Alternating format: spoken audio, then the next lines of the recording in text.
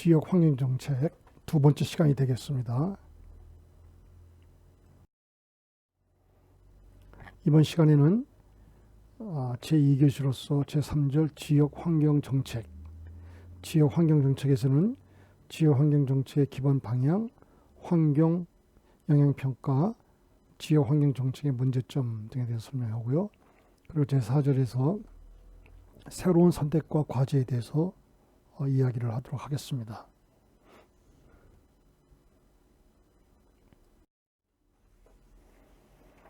지역 환경 정책이 되겠습니다. 환경 규제가 없으면 일부 기업인은 환경에 대한 투자를 많이 하는 반면에 다른 기업인은 환경 투자를 소홀히 함으로써 생산 원가를 낮추어 경영상 혜택을 보는 경우도 있습니다.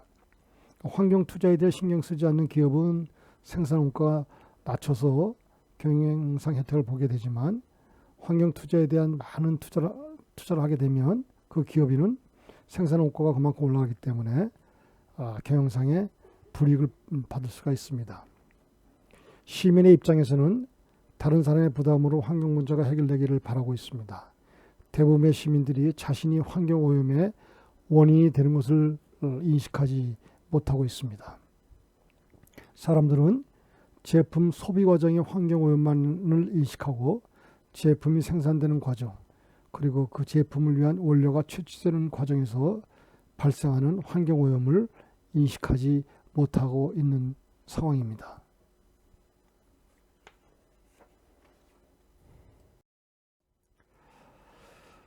지역 환경 보존을 위해서는 다양한 정책 방안이 고려될 수가 있습니다. 우선 바람직한 행위 및 시설을 확대하고 바람직하지 못한 행위와 시설은 규제를 통해서 억제해야 할 것입니다. 우선 바람직한 행위, 예를 들면 쓰레기 분리라든가 친환경 교육이라든가 친환경 자동차를 타고 다닌다든가 하는 그러한 행위를 말하고요. 그리고 바람직한 시설, 공해를 방지할 수 있는, 공해 오염을 방지할 수 있는 여러 가지 시설을 확대하고요. 바람직하지 못한 행위, 예를 들면 상수원 보호구역 내에 무단으로 쓰레기를 불법으로 투입을 한다든가,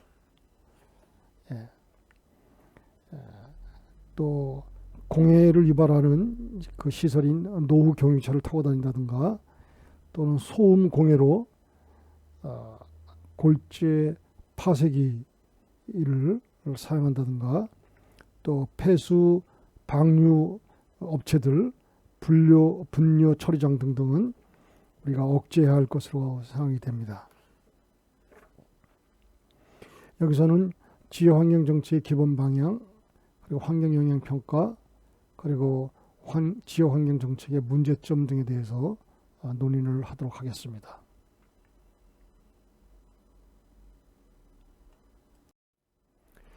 먼저 지역 환경 정책의 기본 방향입니다. 첫 번째로는 체계적이고 종합적인 환경 관리 체제의 확립이 필요합니다. 환경 문제는 매우 복잡하게 연계되어 있기 때문에 이러한 환경 문제를 해결하기 위해서는 종합적이고 체계적인 환경 관리 체계의 확립이 필요합니다. 두 번째로 개발 정책과 환경 대책 간의 연계성을 제고하는 것입니다. 개발 정책과 환경 정책 간의 연계성을 고려해서 개발과 환경 보존 간의 보완 관계를 확립하는 것이 필요하고요. 개발 행위 시 발생되는 오염물질의 특성, 오염물질의 양, 그리고 그 오염물질의 영향권 등을 기초로 해서 환경 대책을 수립하는 것이 필요합니다. 다시 말씀드리면 개발 정책으로 생기는 여러 가지 오염에 관계되는 문제점, 그리고 환경 대책 간의 밀접한 연계성을 만들어서 연계성을 갖고 연계성을 높이는 것이 필요하다. 개발 정책과 환경 정책 간의 연계성을 제고시키는 것이 필요하다. 이렇게 말씀드릴 수 있습니다.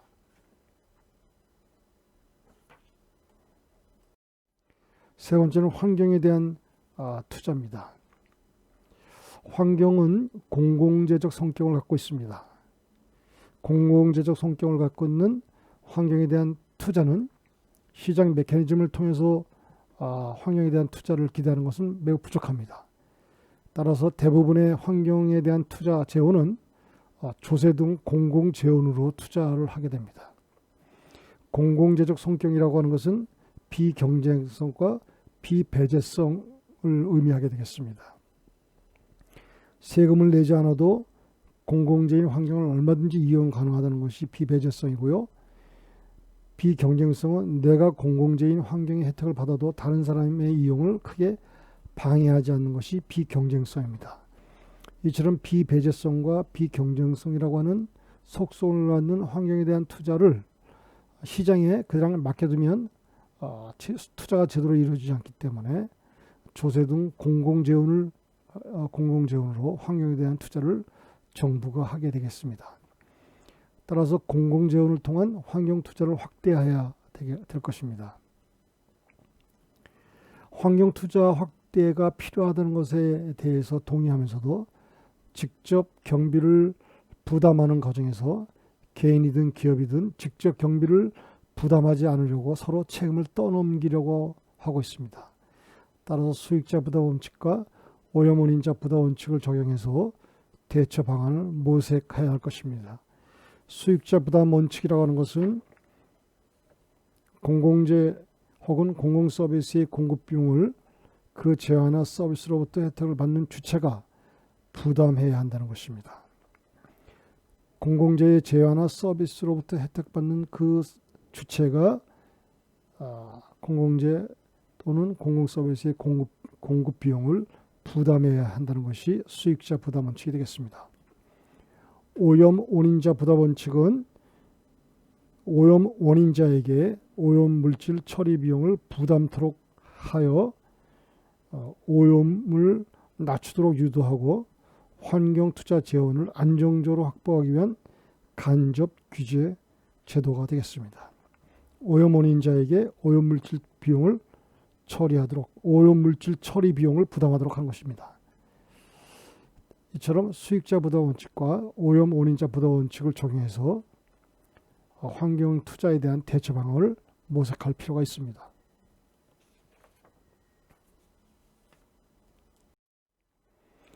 다음으로는 혐오시설 입지 문제의 해결입니다. 혐오시설에 대해서는 소위 님비 현상이 마련하고 있습니다. Not in my backyard가 되겠습니다. 혐오시설은 내 뒷마당에 절대로 들어오서는 안 된다. 이와 반대되는 의미가 핀피 현상이죠. Please in my front yard입니다. 혐오시설이 아닌 굉장히 그 지역의 유익한 시설들은 내 앞마당에 제발 설치해달라고 하는 것이 핀피 현상이 되겠습니다. 그러나 혐오시설에 대해서는 님비 현상이 만연하고 있습니다. 따라서 이런 혐오시설 입지 문제 해결하기 위해서 다시 말하면 수질 개선 하수 처리 시설이라든가 폐기물 처리 소각 시설 및 매립지 등의 혐오시설이 자기 지역에 입지하는 것을 허용하지 않는 것이 소위 이제 님비 현상이 되겠는데요. 혐오시설 입지 해결은 그 시설이 입지한 곳에 주민 생활에 손해가 되지 않고 그 시설의 입지가 공평한 기준에 의해서 이루어져야 할 필요가 있습니다. 그래야만 그 지역에 혐오시설이 들어갈 수 있을 것입니다. 결국 부담과 편익의 일치를 통한 적정 보상체계 확립으로 혐오시설 입지 문제가 해결이 가능할 것입니다. 혐오시설이 들어옴으로 해서 그 지역 사람들에게 많은 부담을 주게 됩니다. 그렇죠? 그 혐오시설을 입지를 하게 됨으로 해가지고 생기는 여러 가지 이 보상체계, 적절한 보상체계 확립, 그것만이 혐오시설 입지 문제를 해결하는 것이 가능하다고 하는 것입니다. 자, 이처럼 지역 환경정책의 기본 방향으로는 첫째, 체계적이고 종합적인 환경관리체제의 확립, 둘째, 개발정책과 환경대책 간의 연결성 제고, 셋째, 환경에 대한 과감한 투자, 그리고 넷째, 혐오시설 입지 문제의 해결이 필요합니다. 필요하다고 하겠습니다.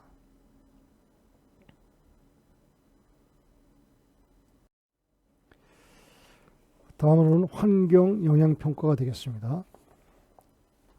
지금까지는 지역 개발이라든가 산업 입지, 공단 단지의 조성 등 각종 사업을 시행할 때 주로 효율성, 실현 가능성 측면에서 검토를 하였습니다.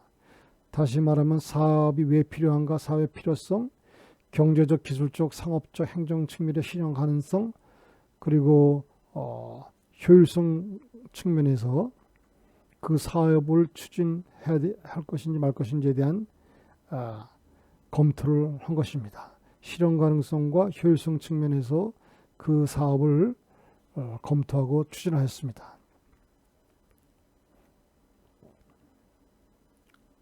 그러나 이러한 사업의 추진은 그 사업의 실현 가능성이나 효율성만을 고려해야 했지, 그 사업이 장기적으로 환경에 어떠한 영향을 미치는가에 대해서는 소홀히 하거나 간과하였습니다. 그 결과 자연환경과 생활환경 보존을 위하여 막대한 사후 투자를 초래하게 되었습니다. 사업을 추진하는 데 있어서 효율성과 실현 가능성만 검토하였지, 그것이 어떠한 환경에 어떠한 영향을 미칠 것인가에 대해서는 검토를 하지 않았기 때문에 그 사업이 추진된 이후에 생태계 파괴, 환경의 파괴 등등의 자연환경과 생활환경 보존을 위해서는 사후에 막대한 투자가 필요하게 되었던 것입니다.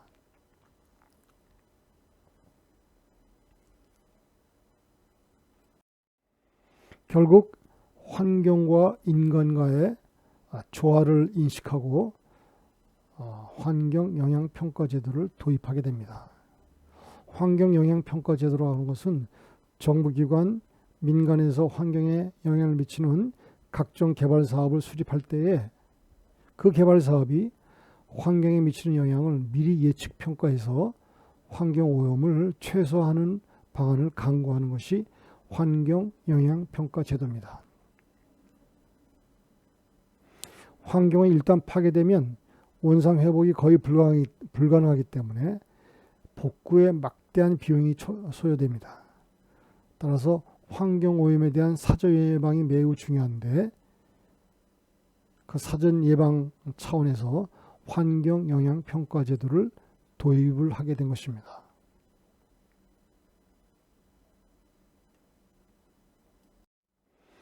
환경영향평가제도는 1969년 미국에서 국가환경정책법을 제정함으로써 시작되었습니다.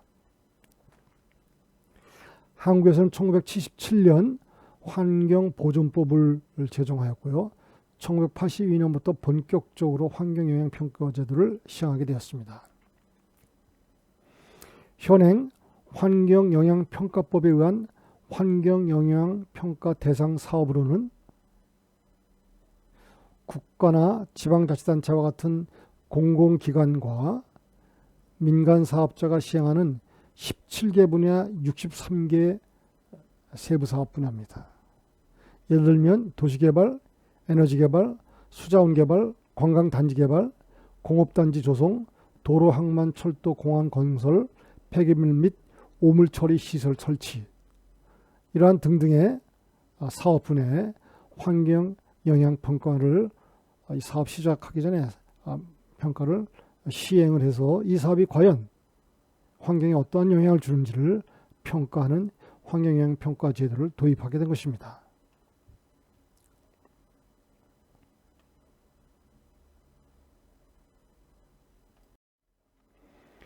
지역 환경 정책의 문제점입니다.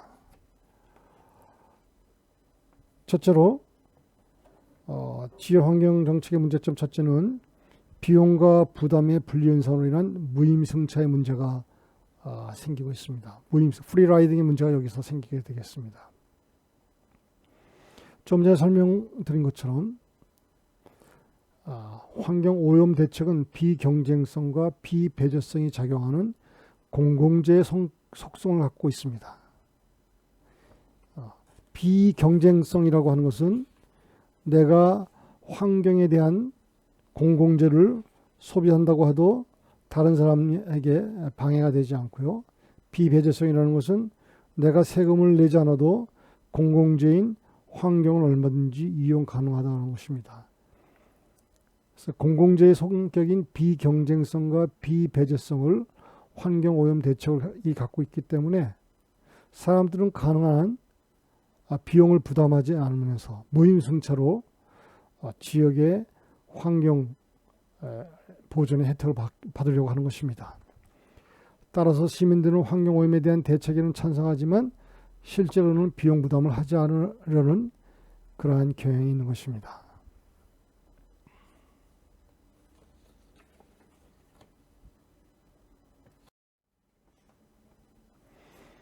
두 번째 문제점은 환경 문제가 발생하고 나서 그 대책이 효과를 발생할 때까지는 상당한 시차가 존재한다고 하는 것입니다. 예를 들면 수질 오염 문제가 발생했습니다. 그 문제가 인지되기까지는 많은 시간이 걸리고요.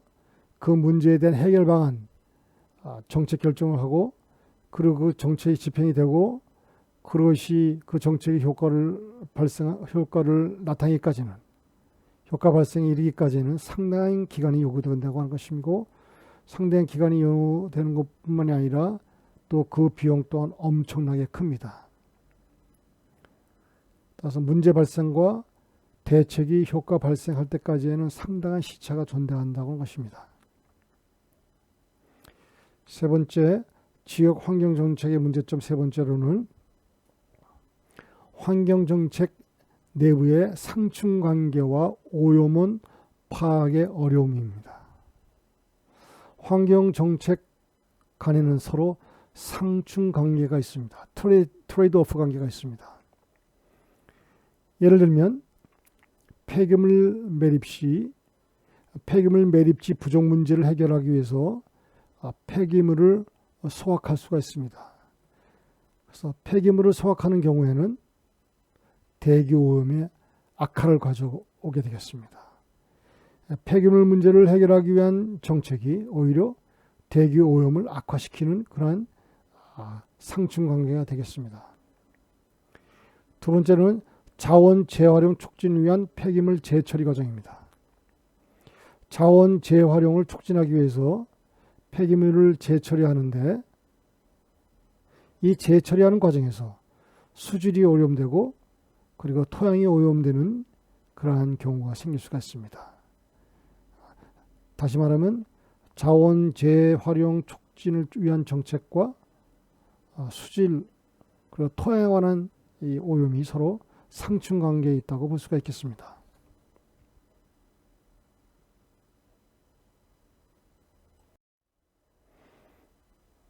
다음으로는 오염원 파악의 어려움입니다. 특정 상품이 오염 제품인가 아닌가는 소비 단계, 생산 단계, 오염 채취 단계까지 모두 파악해야 할 필요가 있습니다. 따라서 이 오염 원인이 어디서부터 시작이 되는지 파악하기가 쉽지가 않다고 하는 것입니다.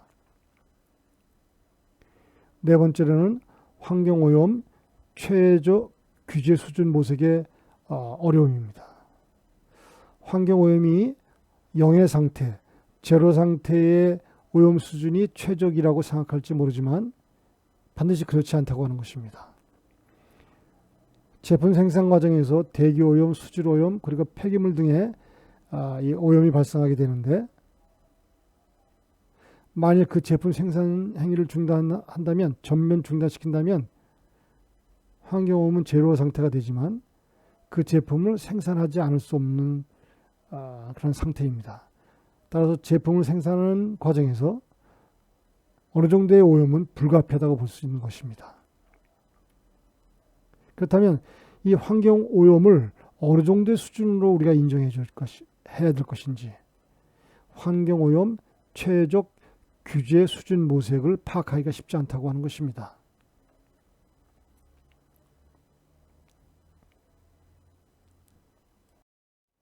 다섯 번째로 환경오염 피해가 광역적이고 피해자가 건강상의 피해를 인지했을 때에는 가해자를 찾아내기가 어렵습니다. 관련 자료 부족, 오염물질이 인체에 나쁜 영향을 미치고 그것이 나타날 때는 이미 오랜 시간 전에 그 오염물질이 우리 체내에 축적되어 있었던 경우가 대부분입니다.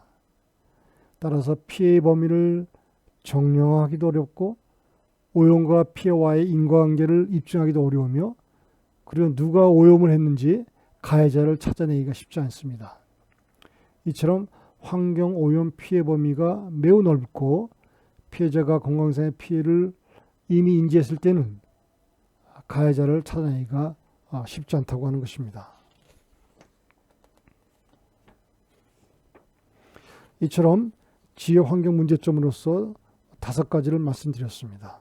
비용과 부담의 분리현상으로 인한 무임승차, 두 번째, 문제 발생과 대책이 효과 발생할 때까지의 시차, 세 번째, 환경오염 최적 수준 모색의 어려움, 다섯째, 환경오염 피해 범위가 광역적이고 피해자가 건강상의 피해를 인지했을 때에는 가해자 찾아내기가 어렵다고 하는 그런 문제점을 말씀드렸습니다.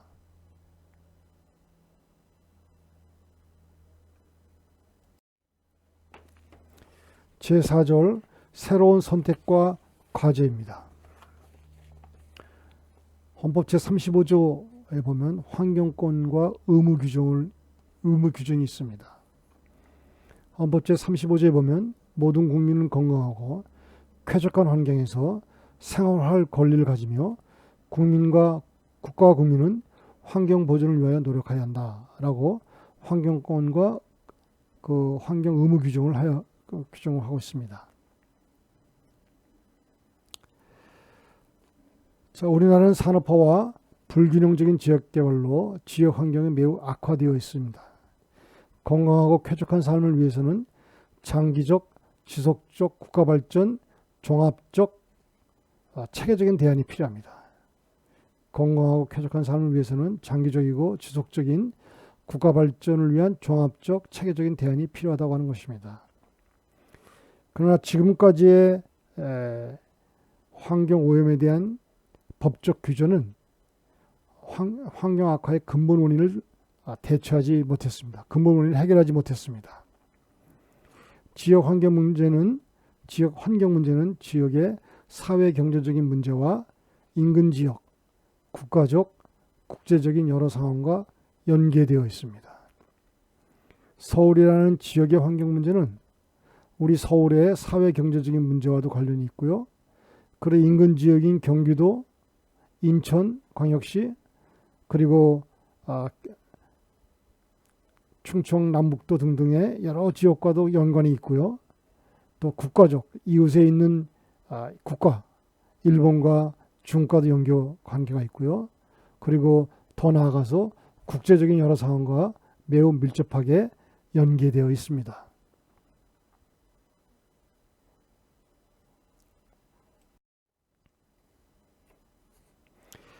지역 환경 문제는 중앙 집중적인 지시나 법적 규제만으로 해결할 수가 없습니다. 오히려 경제적인 유인, 사회제도, 관습 등의 변화가 필요합니다. 지난 시간에 말씀드린 것처럼 환경오염을 방지하기 위해서 사전적인 예방 정책을 할 수 있는 경제 유인 제도가 굉장히 관심이 집중이 되고 있습니다. 경제 유인 제도로는 예를 들면 제품 부과금, 오염 배출권 제도, 배출 부과금, 폐기물 예치금 제도 등등의 경제 유인 제도가 있고요. 사회 제도 관습 등의 변화가 필요하다는 것은 예를 들면 공해를 유발할 수 있는 일회용 플라스틱 사용 안 하기, 컵이나 빨대나 비닐봉투 이런 것들을 사용 안 하기, 쓰레기 줄이기, 장바구니 갖고 다니기, 업무 회의실에서 일회용품 사용하지 않기, 우산, 비닐커버 사용 금지 등등의 우리의 관습 등의 변화가 필요하다고 할 수 있겠습니다.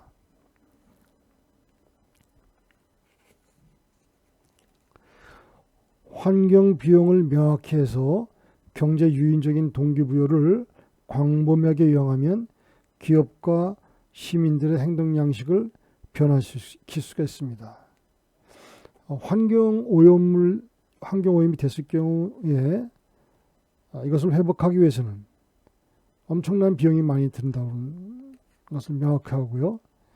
따라서 기업이나 개인에게 경제 유인적인 동기부여를 광범위하게 이용하게 하면 기업과 시민들이 환경에 대한 행동 양식을 변화시킬 수 있을 것입니다. 또한 학령 아동과 성인들에게도 환경 관련 교육을 시키는 것이 필요합니다.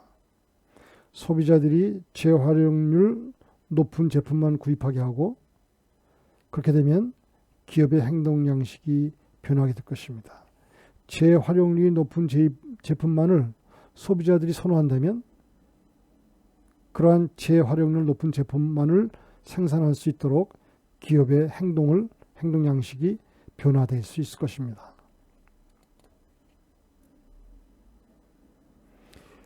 그리고 기업이 환경 오염도를 낮추면 이익이 되는 인식을 갖게 될 것입니다. 기업이 제품 생산하는 과정에서 환경 오염도를 낮추고 그리고 많은 사람들이 이러한 기업이 생산하는 제품을 선호하고 많이 구입하게 되면 기업은 많은 이익을 낼 수 있기 때문에 환경 오염도를 낮추면 이익이 된다고 하는 인식을 강하게 기업에게 심어줄 수가 있는 것입니다.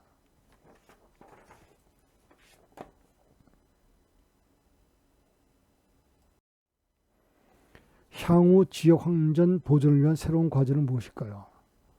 향후 지역 환경 보존을 위한 새로운 과제는 첫째로 지역의 산업 구조를 지역 실정에 맞고 오염도가 낮은 산업 구조를 취하도록 노력해야 할 것입니다.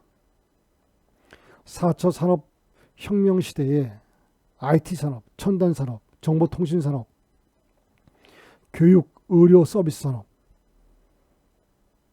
그런 산업들을 지역에 유치해야 될 필요가 있고요. 특히 5차 산업 시대에는 패션, 오락 또는 레저 산업 등을 그 지역으로 유치할 필요가 있을 것입니다.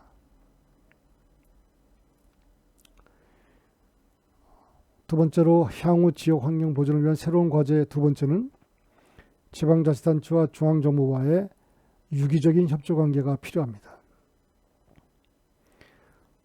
환경보존은 중앙정부의 지시만으로 이루어질 수가 없습니다.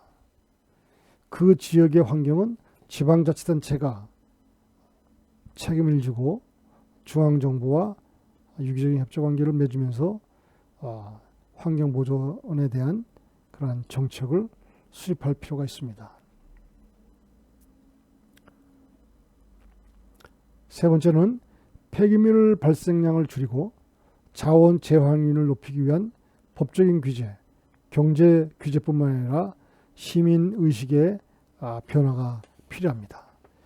법적인 규제도 물론 필요하지만 지금 이제 법적 규제로부터 경제 규제로 지금 옮겨가는 상태에 있기 때문에 예를 들면 제품 부과금, 오염 배출권 제도, 배출 부과금, 폐기물 예치금 제도 등등의 경제 규제도 필요하고요. 또 우리 시민의 의식이 필요합니다. 환경에 대한 시민의 의식이 여러 가지 환경 교육을 통해서 시민의 의식을 바꿔줄 필요가 있습니다. 네 번째로는 지역 환경 전문가의 전문 인력을 양성할 필요가 있습니다.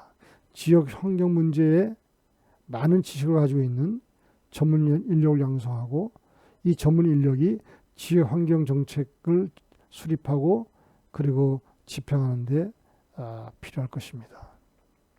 이처럼 향후 지역 환경 보존을 위한 새로운 과제로서 네 가지 과제를 설명을 드렸습니다.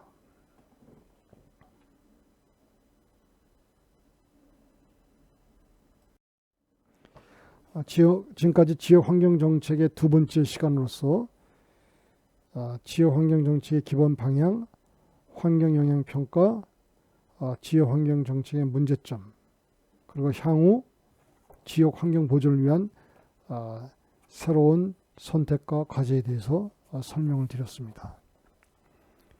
이상으로 지역 환경 정책에 대한 강의를 마치도록 하겠습니다. 수고 많이 하셨습니다.